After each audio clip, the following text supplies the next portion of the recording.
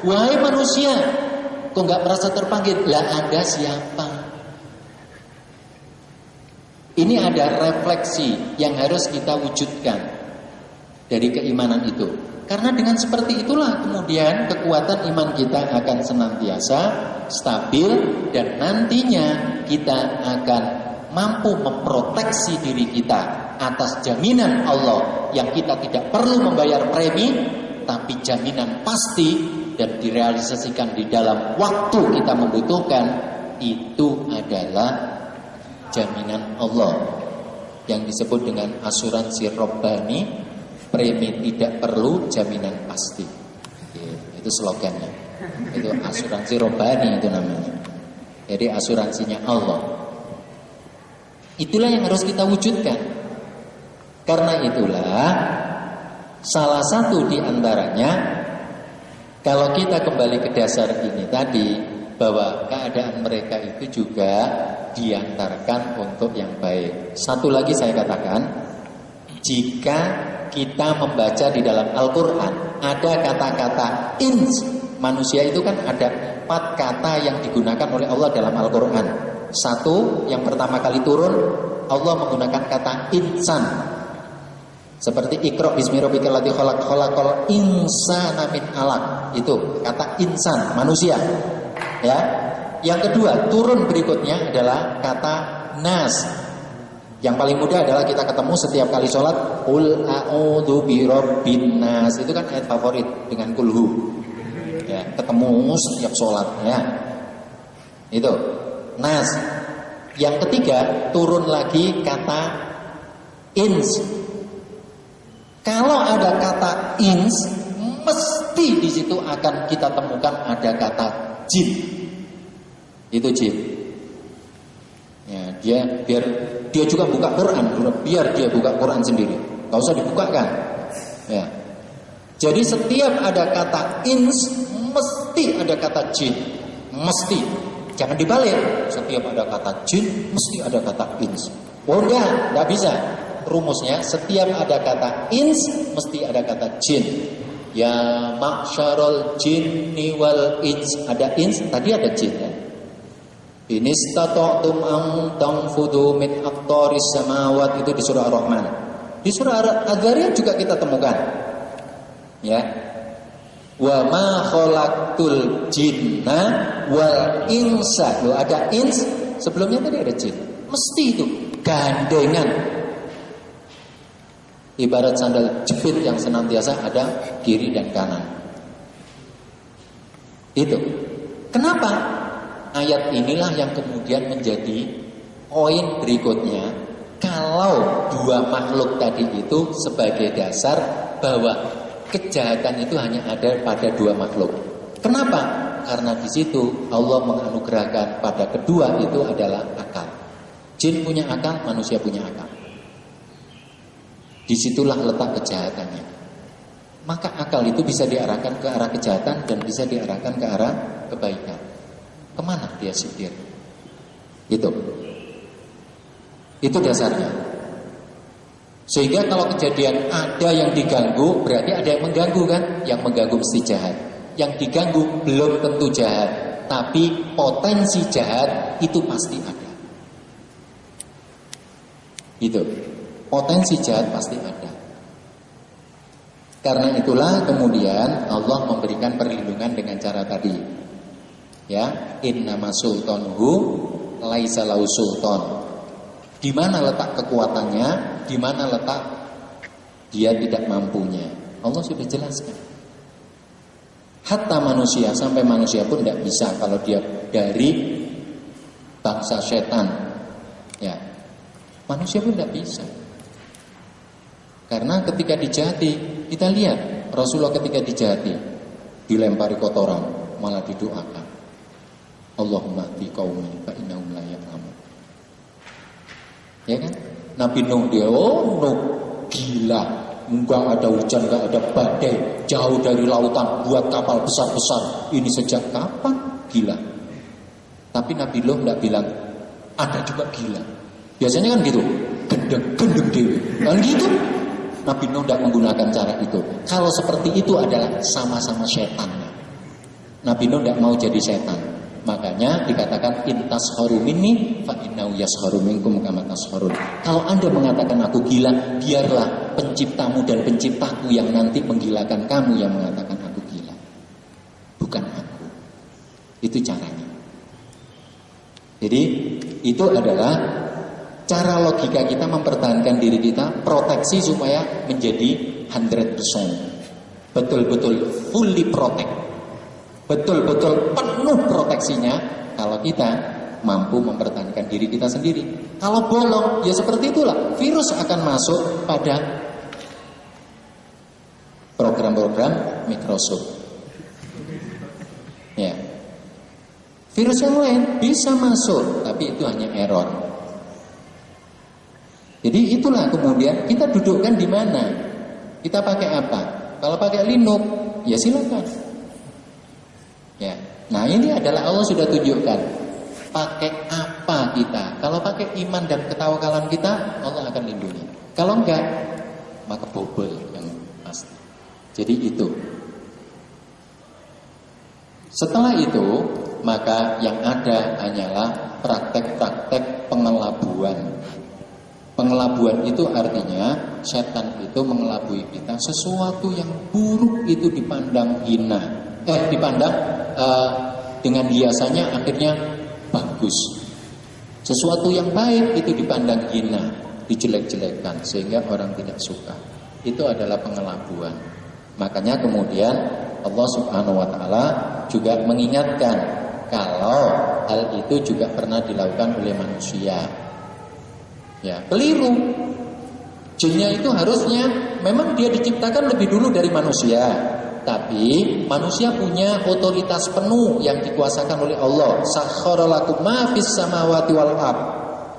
Ya, langit dan bumi dideliverikan kepada kamu, diberikan pada kamu wahai manusia untuk ditundukkan pada kamu. Maka di dalamnya salah satunya adalah dari bangsa jin. Keliru kalau manusia tunduk pada jin. Harusnya jin itu diarahkan, diantarkan oleh manusia juga untuk menjadi yang baik. Sehingga kita sama-sama baik sebagai hamba Allah yang dituntut untuk beribadah dan akhirnya selamat min adzabin alim seperti yang dijelaskan oleh Allah tentang cerita mereka di dalam surah Al-Ahqaf tadi itu.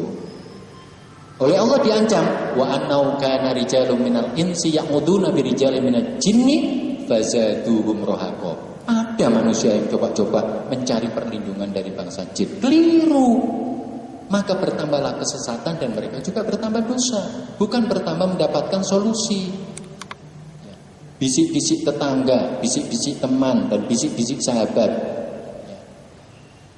Itu ada aturannya. Itu namanya najwa. Ya. Kalau kita ingin bisik-bisik, ya bisik-bisiknya sudah ada kata-kata itu. Ya.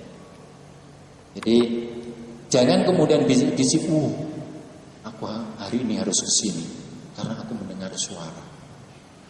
Dan ini suara, sudahlah. Ya. Selama kita bandingkan, kalau kita mengikuti keimanan kita, di situ kita akan selamat. Bagaimana cara kita tawakal? Inilah yang ingin saya sampaikan terakhir. Cara kita tawakal adalah di awal kita mengerjakan sesuatu, sampai akhir mengerjakan sesuatu, kan berarti di sela-sela itu ada tengah-tengah mengerjakan sesuatu kan? Di awal, di tengah, dan di akhir harus senantiasa yang kita perhitungkan apakah Allah suka atau tidak suka, apakah membuat Allah senang atau tidak senang. Maka kalau kita melakukan seperti itu, maka kita senantiasa tawakal kepada Allah, dan disitulah yang namanya power, kekuatan kita akan memprotek diri kita dari godaan setan.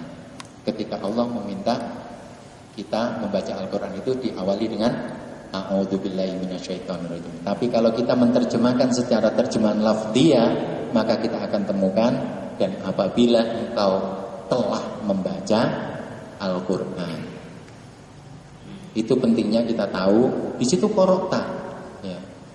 When you have read, itu secara lafziyah. Tapi maksudnya when you have prepared, prajurit itu. Jadi di situ beda. Kalau secara lafziah telah baca telah. Kok padahal kita membaca Al-Qur'an itu harus a'udzubillah di awal. Lah kok ini ayatnya telah? Berarti keliru kita. Akhirnya setelah baca Al-Qur'an a'udzubillah minasyaitonir ya. Karena tidak mengerti maksudnya. Maksudnya jika kamu sudah siap membaca Al-Qur'an, maka mohonlah perlindungan dari Allah dari godaan kepada Allah, mohon perlindungan pada Allah dari godaan syaitan yang terkutuk, karena syaitan innama sultanuhu itu alal ladina yatawallawnahu. Ya. Itu. Jadi supaya dia tidak menguasai kita, maka jangan sampai kita juga menggantungkan diri ataupun kita itu bersyarikat wa hum bihi musyrikun.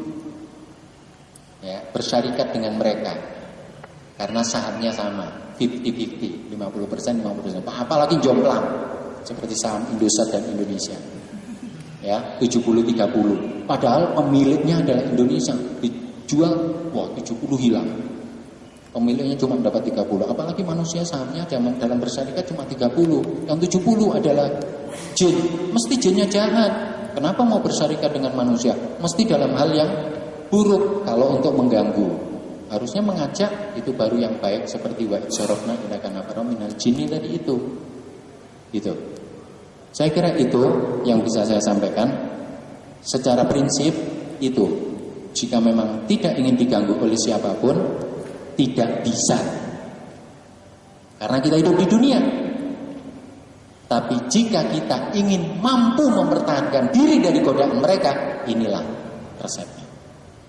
Karena tidak mungkin, ya Allah, saya ini sudah baik sekali. Saya kira sayalah orang yang terbaik di dunia. Ya, kalau ada lagu orang termiskin di dunia, tidak apa-apa lah buat lagu saya kira saya dikira saja. Nah, tapi nggak bisa. Kita ini hidup di dunia pasti ada gangguan, pasti. Itu, guarantee, udah 100%, 100% pasti diganggu. Tapi yang penting bukan kita jangan sampai diganggu, nggak bisa. Yang penting itu bagaimana kita bisa full protect ketika menghadapi gangguan itu. Itu yang penting. Nah, dan disinilah kemudian Allah memberikan jaminan. Jaminan itu ada dalam Al-Quran, bukan saya tidak punya jaminan. Asuransi 100 perusahaan asuransi pun tidak bisa menjamin saya. Mati ya mati, sakit ya sakit, sudah. Itu urusan yang punya hidup. Jadi inilah jaminan Allah. Mari kita konsumsi sama-sama. Dan jaminan ini adalah pasti dan pasti dan pasti. Ya, never lie. Tidak ada penipuan. Ya, tidak ada. Ini pasti. Maka kalau kita kok merasa kemudian tidak dapat jaminan, yang salah kita. Baru merasa kok belum sesungguhnya kita beriman dan bertawakal, pasti kita nggak dapat jaminan. Baru merasa baik, ya belum, harus baik. Merasa beriman, enggak, harus beriman. Merasa tawakal, belum, harus tawakal. Itu baru. Merasa jelek, ya bisa saja. Ya, aslinya kan baik. Jangan merasa baik, aslinya jelek, ya nggak enak jadinya.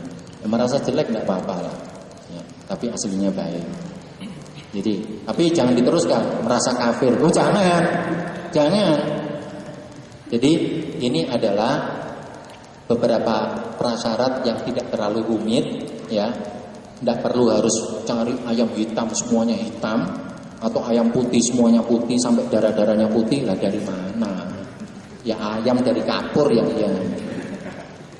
Itu. Jadi prasyaratnya tidak sulit dari Allah untuk mendapatkan perlindungan. Tidak banyak, sedikit saja, cuma 2 kok.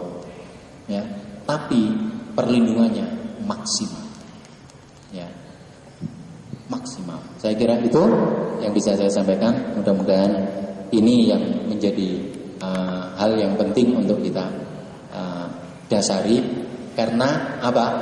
Preventif is better than cure. Ya.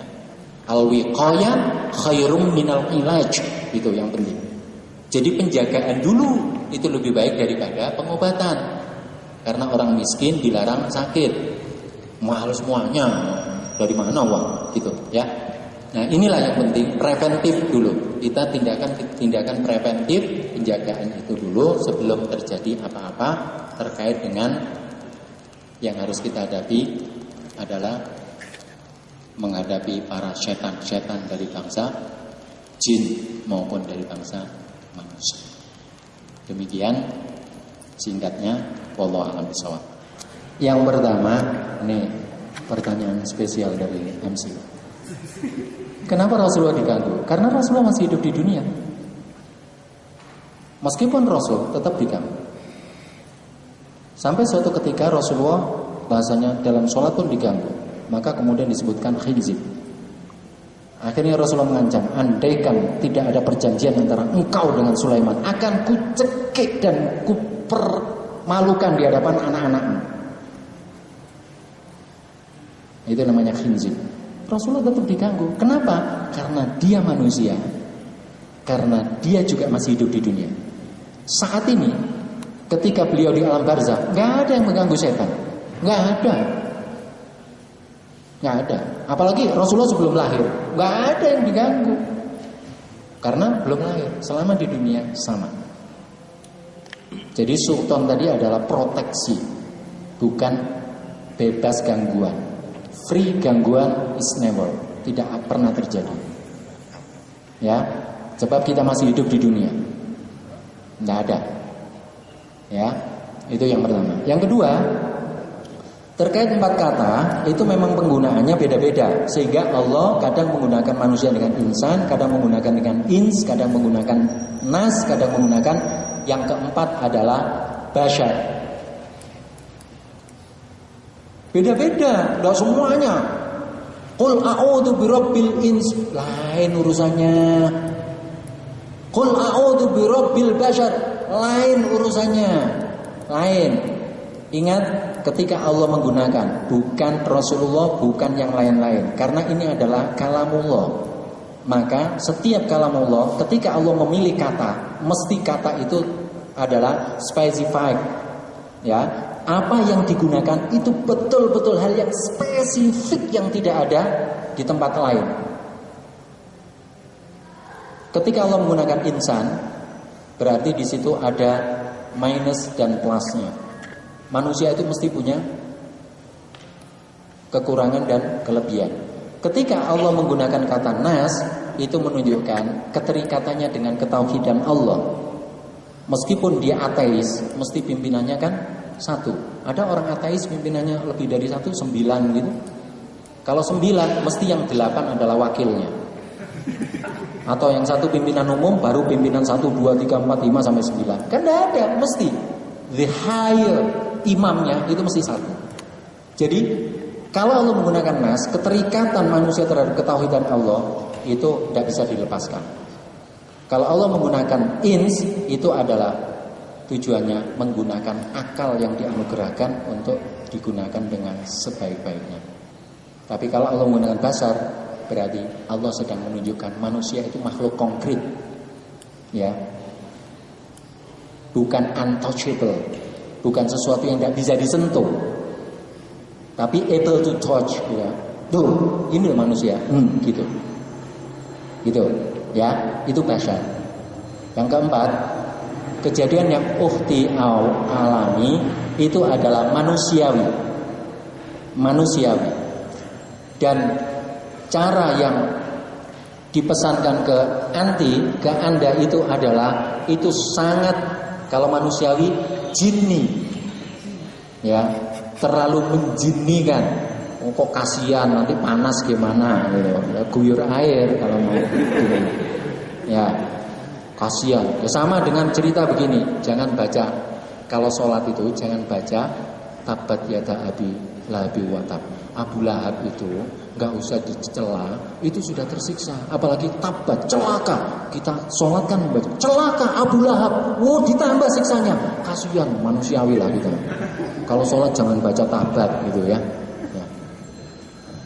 Sebentar, ini tadi belum saya matikan. Ini panggilan acara yang berikutnya. Ya. Sudah, biarkan dia berdering.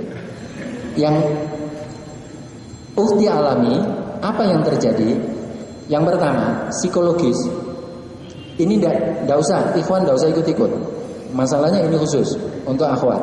Dalam keadaan M itu adalah memang. Memang. Suasananya adalah dalam keadaan lemah. Tapi emosinya adalah pada tingkatan high temperamen. Itu. Ya. Sahabat super. Ya. Jadi dalam keadaan M, nggak usah dibayangkan kapan saya M, itu ikhwan khusus. Ini akhwat saja. Itu temperamental itu begitu memuncak sampai tingkat tertinggi. Keadaan seperti itu bisa terjadi macam-macam. Apalagi kemudian dalam keadaan capek. Sudah seperti itu ditambah capek. Itu namanya jatuh ketimpa tangga, kemudian operasi, patah tulang. Ya, itu sudah tumpuk-tumpuk. Jadi keadaan itu bisa mengakibatkan suasana di dalam psikologis kita itu muncul sesuatu kekhawatiran. Apalagi sudah ada informasi sebelumnya. Nggak ada informasi saja itu bisa muncul. Ya, hanya saja apakah yang saya lihat tadi itu benar-benar terjadi? Itu hanya yang disebut dengan casuistic personally. Hanya per individu. Tidak bisa digeneralisir dan tidak bisa dikursuskan dan tidak bisa kemudian dijadikan semuanya bisa. Yaitu kasuistis, personally, sangat private, ya, sangat privasi. Itu. Dan itu nggak bisa diulang, ya, nggak bisa diulang. Silakan diulang, kalau bisa berarti Anda hebat. Itu, nggak bisa diulang, karena itu adalah keadaan. Ya, keadaan yang memungkinkan terjadi adalah pendukungnya dua. Capek. Yang kedua adalah dalam keadaan M. Kalau keadaan Z, enggak. Itu. Ya, suasana itu. Kemudian apa yang terjadi? Yang terjadi adalah bisa jadi real, nyata. Yang terjadi nyata, karena yang dirasakan adalah nyata, bukan dalam mimpi, ya kan? Nyata. Terus bagaimana itu bisa terjadi? Karena satu adalah pikiran Anda dalam keadaan kosong, tidak terpenuhi dengan, ketika hotspot masih terus menyala, wifi-nya itu tersedia, tapi Anda mematikan modemnya. Kapan modem dimatikan? Ketika Anda tidak berzikir kepada Allah. Modem itu akan mati. Padahal hotspot, wifi-nya itu tetap tersedia. Begitu kita yang mematikan, kita dalam keadaan lemah. Itu bisa terjadi pada siapapun. Makanya jangan dimatikan. Modem kita itu modem yang tidak pernah butuh servis. Harus di-on-kan. Dengan apa? Dengan zikir kepada Allah. Sehingga kalau perempuan dalam keadaan haid tidak boleh sholat, tapi boleh zikir. Itu adalah pengganti supaya tidak putus hubungan dengan Allah. Koneksitasnya itu tetap terus tersambung. Itu. Ya. Terus apa yang Ukti lakukan? Itu sudah tepat sasaran. Itu adalah sudah bagus, punya ketegaran, tapi kok nggak hilang-hilang? Ya, namanya berproses.